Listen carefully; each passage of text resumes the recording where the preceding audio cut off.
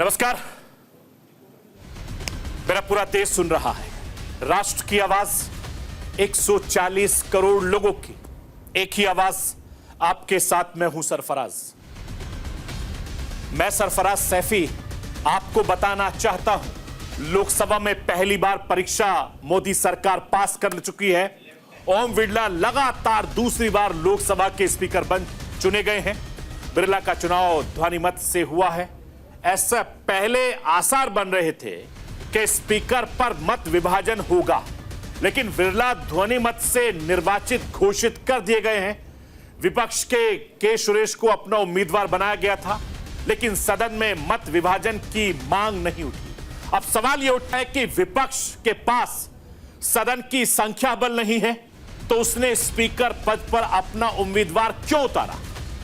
अगर उम्मीदवार उतारा तो सदन में मत विभाजन की क्यों मांग नहीं हुई?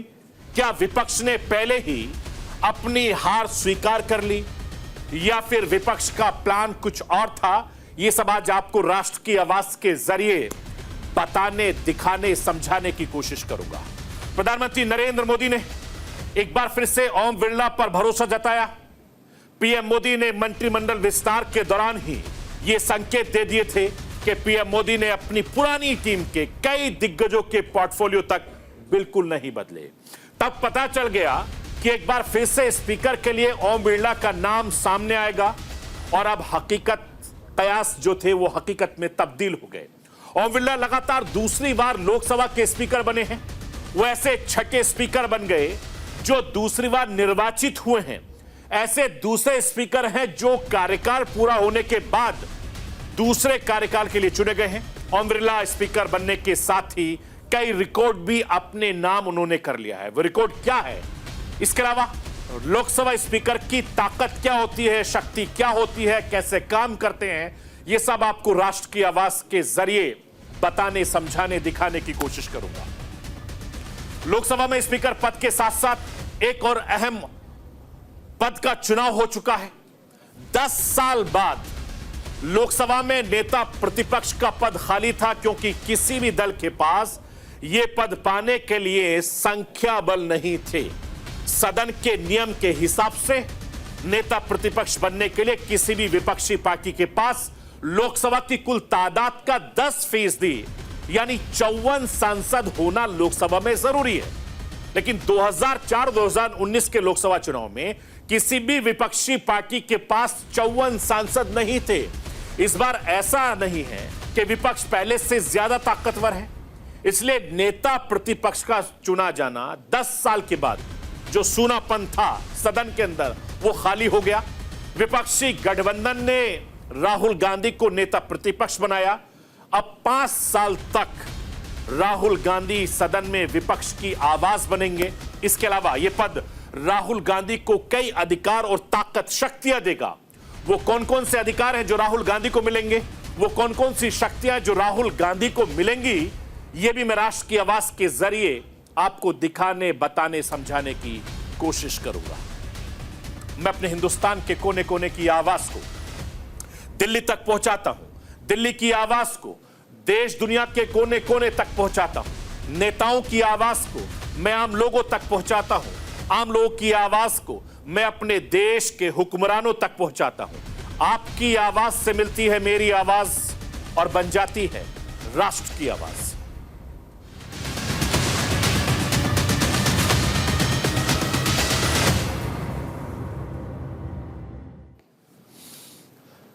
राष्ट्र की आवाज की शुरुआत आज 2 तस्वीरों के साथ करना चाहता हूं। लोकतंत्र के मंदिर लोकसभा और लोकसभा के 2 ताकतवर पद का चुनाव हो गया। पहला पद लोकसभा स्पीकर का था, और जिसमें दूसरी बार ओम बिरला चुने गए। ओम बिरला का चुनाव लोकसभा में ध्वनिमत से पास हुआ। ऐसे आसार पहले बने रहते कि स्पीकर पर मत विभाजन होता, लेकिन ओम बिरला ध्वनिमत से निर्वाचित घोषित कर दिए गए। ओम बिरला ऐसे छठे स्पीकर बने हैं जो दूसरी बार निर्वाचित हुए हैं। साथ ही बिरला ऐसे दूसरे स्पीकर हैं जो एक कार्यकाल पूरा होने के बाद दूसरे कार्यकाल के लिए चुने गए हैं। और दूसरी तस्वीर आपकी टीवी स्क्रीन पर लोकसभा के नेता प्रतिपक्ष की है, जो 10 साल के बाद लोकसभा को विपक्ष का नेता मिल गया। राहुल गांधी लोकसभा में विपक्ष के नेता बनाए गए। मंगलवार को कांग्रेस अध्यक्ष मल्लिकार्जुन खड़गे के घर पर इंडिया ब्लॉक के फ्लोर के नेताओं की बैठक में यह फैसला लिया गया और कल यह फैसला लिया गया। आज राहुल पूरी तरीके से संसद में एक्शन में नजर आए। राहुल गांधी ने संसद में जिम्मेदारी संभाली। स्पीकर ओम बिरला की नियुक्ति के बाद औपचारिक प्रक्रिया भी हिस्सा बने और इन दो तस्वीरों पर देश की नजरें टिकी रही, क्योंकि ये दोनों पद बहुत ज्यादा मायने रखते हैं, अहम होते हैं। लोकसभा लोकतंत्र के लिए बेहद खास होते हैं। एक पद पर लोकसभा को सही तरीके से चलाने की जिम्मेदारी होती है, तो दूसरे पद पर विपक्ष और देश की जनता के लिए आवाज उठाने की जिम्मेदारी होती है। अब ये दोनों ही नेता अपनी अपनी जिम्मेदारी को सदन में उठाएंगे और राहुल गांधी की जिम्मेदारी कुछ और ज्यादा बढ़ जाती है। एक तस्वीर और है जो हिंदुस्तान के लोकतंत्र के लिए बहुत खास है।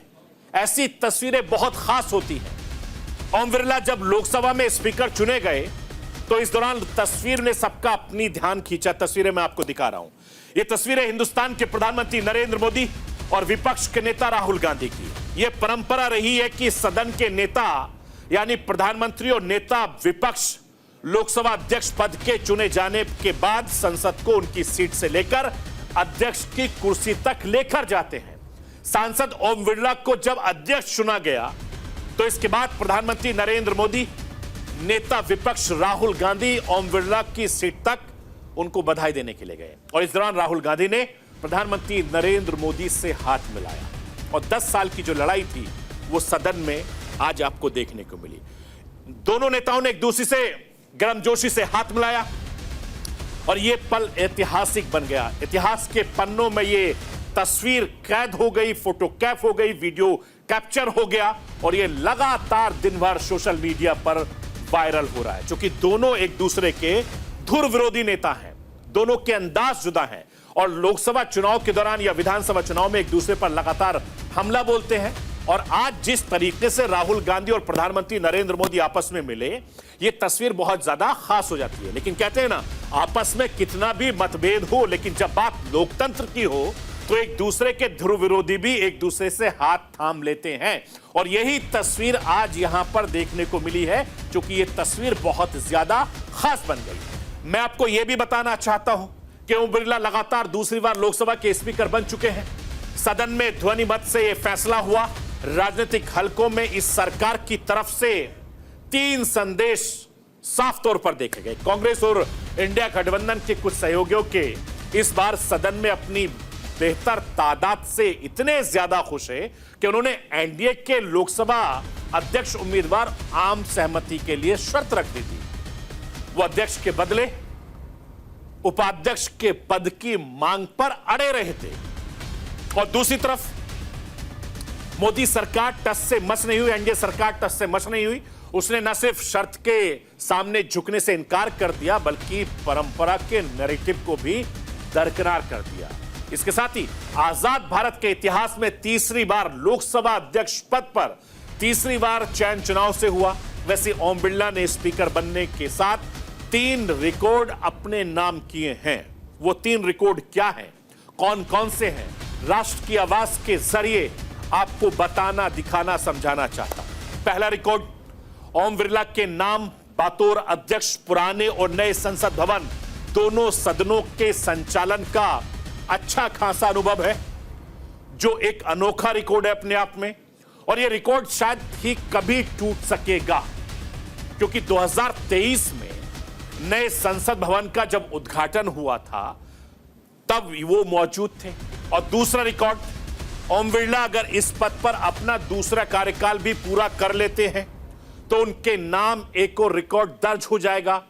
3.5 दशक बाद लगातार 2 बार लोकसभा का कार्यकाल पूरा करने वाले नेता बन जाएंगे। और इससे पहले बरलाम जाखड़ ने अपने दोनों कार्यकाल को पूरा किया था।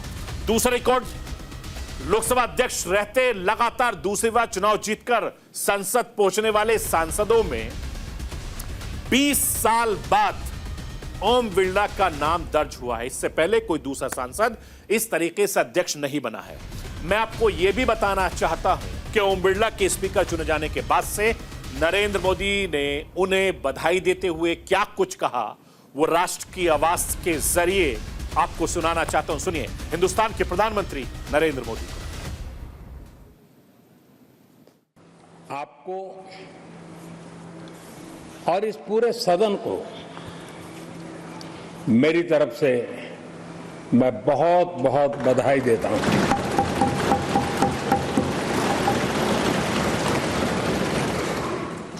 आदरणीय अध्यक्ष जी,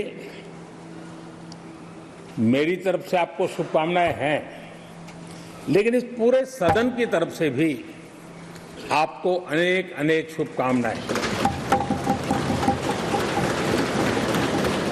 अमृत काल के इस महत्वपूर्ण कालखंड में दूसरी बार इस पद पर विराजमान होना बहुत बड़ा दायित्व आपको मिला है और आपका 5 वर्ष का अनुभव और आपके साथ हम लोगों का 5 साल का अनुभव, हम सबका विश्वास है कि आप आने वाले 5 साल हम सबका मार्गदर्शन भी करेंगे। मैं आपको यह बताना चाहता हूं कि लोकसभा अध्यक्ष का पद काफी ज्यादा अहम होता है।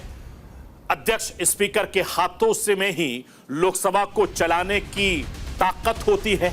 ऐसे में राष्ट्र की आवाज के जरिए मैं आपको स्पीकर की क्या ताकत होती है वो बताना समझाना चाहता हूं। जरा स्क्रीन के जरिए समझिए। लोकसभा अध्यक्ष सदन में कामकाज का संचालन करते हैं। सदन में अनुशासन और मर्यादा बनाए रखने की जिम्मेदारी स्पीकर फैसला लेता है कि कोई बिल, मनी बिल या किसी मुद्दे पर चर्चा होगी और किस मुद्दे पर मत विभाजन होगा। ये तमाम जो शक्तियां हैं, ताकतें, अधिकार हैं, वो स्पीकर के पास होती है। अगर सदन में कोई प्रस्ताव लाया जाना है तो उसमें भी स्पीकर की मंजूरी होनी चाहिए। जैसा कोई अविश्वास प्रस्ताव पद, स्थगन प्रस्ताव, निंदा प्रस्ताव लाना हो, चाहे इसके लिए स्पीकर की अनुमति जरूरी होती है। और लोकसभा अध्यक्ष बैठक के दौरान चर्चा के लिए उठाए जाने वाले एजेंडे पर फैसला भी लेता है। यह उसकी ताकत होती है। लोकसभा स्पीकर सांसदों को सजा के तौर पर भी देखते हैं, दंड देते हैं। आपने देखा होगा कई सांसदों को निलंबित कर दिया जाता है और तमाम तरह के अधिकार जो हैं सदन के, वो सारे लोकसभा अध्यक्ष के पास होते हैं। आपको याद होगा कि 17वीं लोकसभा में जब विपक्ष के 100 सांसद से ज्यादा लोकसभा से निलंबित किया गया था, तब यही ओम बिरला लोकसभा के स्पीकर थे और यही वजह थी कि इस बार विपक्ष ने अपना स्पीकर खुद मैदान में उतारा। हालांकि विपक्ष को इस बात का अंदाजा था कि अध्यक्ष पद को लेकर सत्ता पक्ष को मात नहीं दे सकता और शायद इसीलिए विपक्ष ने मत विभाजन की मांग नहीं की।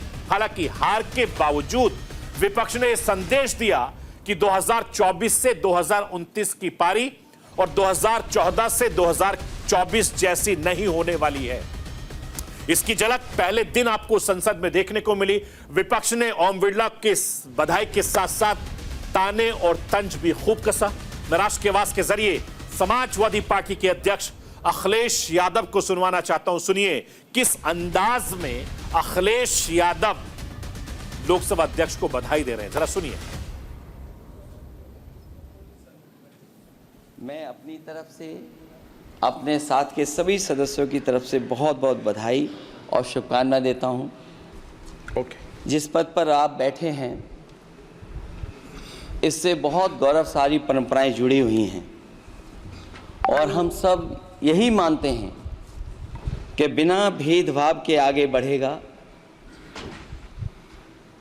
और लोकसभा के अध्यक्ष के रूप में आप हर सांसद और हर दल को बराबरी का मौका और सम्मान देंगे। निष्पक्षता इस महान पद की महान जिम्मेदारी है। आप लोकतांत्रिक न्याय के मुख्य न्यायाधीश की तरह बैठे हैं। हम सबकी आपसे अपेक्षा है कि किसी भी जनप्रतिनिधि की आवाज़ दबाई न जाए और ना ही निष्कासन जैसी कार्रवाई दोबारा सदन की गरिमा को ठेस पहुंचाएं। अखिलेश यादव को आपने सुना किस तरीके से वो लोकसभा अध्यक्ष को बधाई देने के साथ साथ एक बड़ा संदेश देने की कोशिश कर रहे हैं। मैं आपको सांसद असदुद्दीन ओवैसी को भी सुनवाना चाहता हूं। असदुद्दीन ओवैसी अपने अंदाज के लिए जाने जाते हैं। स्पीकर को बधाई देने के साथ साथ डिप्टी स्पीकर की वो मांग कर रहे हैं। सुनिए असदुद्दीन ओवैसी क्या कुछ कह रहे हैं। इस बात पर फख्र कर रही है कि आप दूसरी मर्तबा इस ऐवान के स्पीकर बने हैं। सर, आप इस हाउस के रिपोजिटरी है, कस्टोडियन है, मगर हकीकत यह है कि अक्सरियती जमात के पास नंबर है मगर उनके पास अक्सरियत की ताकत नहीं है। यहाँ अपोजिशन के पास अक्सरियत की आवाज़ भी है।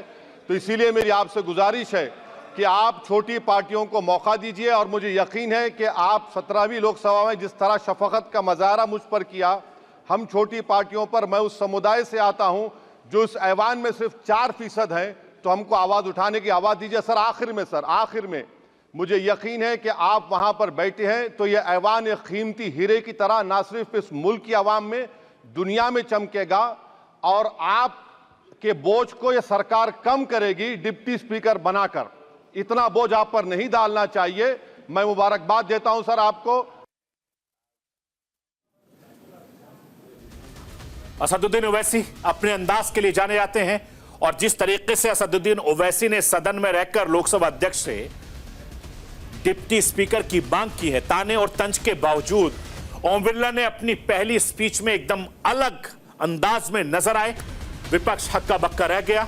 ओम बिरला ने 1975 में इंदिरा गांधी सरकार के द्वारा लगाई गई इमरजेंसी की बरसी पर जमकर सदन में सुनाया। इमरजेंसी को लोकतंत्र के इतिहास का काला अध्याय बताया। कांग्रेस को उसके लिए घेरा और सदन में 2 मिनट का मौन भी रखवा दिया था। ओम बिरला के इस फैसले से विपक्ष बटा दिखाई दिया। इमरजेंसी को लेकर स्पीकर के प्रस्ताव का विरोध सिर्फ कांग्रेस सांसद ही नहीं, बाकी घटक दल के ने भी इसका विरोध नहीं किया है। मैं आपको सुनवाना चाहता हूं कि किस तरीके से ओम बिरला लगातार इस पर हंगामा रहे। राहुल गांधी अपने 20 साल के राजनीतिक सफर में पहली बार किसी संवैधानिक पद का दायित्व निभा रहे हैं और 10 साल बाद कांग्रेस को नेता विपक्ष का पद मिला है और राहुल गांधी को इंडिया गठबंधन की तरफ से नेता विपक्ष बनाया गया है। इसका ऐलान मंगलवार को, जैसे मैंने आपको बताया था कि मल्लिका अर्जुन खड़गे ने की घर पर जो बैठक हुई थी उसमें दिया गया था। और 2024-2004 में चुनावी रणनीति में आए तब कोई पद लेने से राहुल गांधी बचते रहे।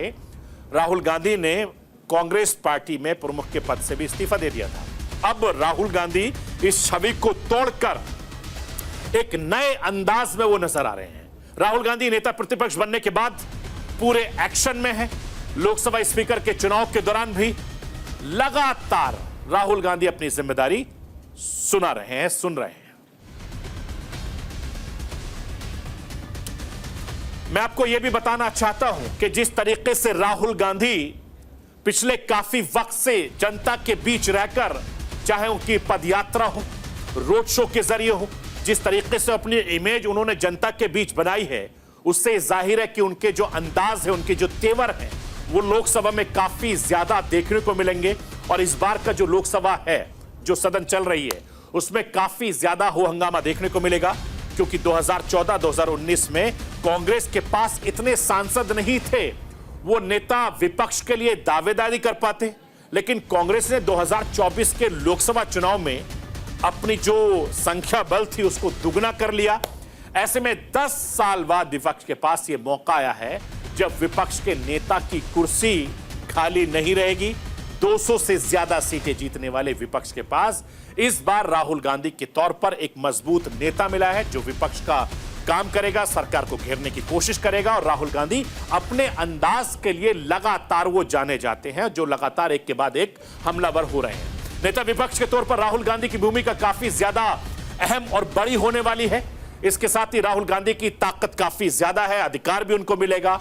वो अधिकार और ताकत क्या है, लगातार हम राष्ट्रीय आवाज के जरिए आपको बता भी रहे हैं, दिखा भी रहे हैं और समझाना भी चाहता हूं। राहुल गांधी अब सरकार के आर्थिक फैसलों की समीक्षा कर सकेंगे। इसके अलावा राहुल गांधी सरकारी खर्चों पर टिप्पणी भी कर सकेंगे।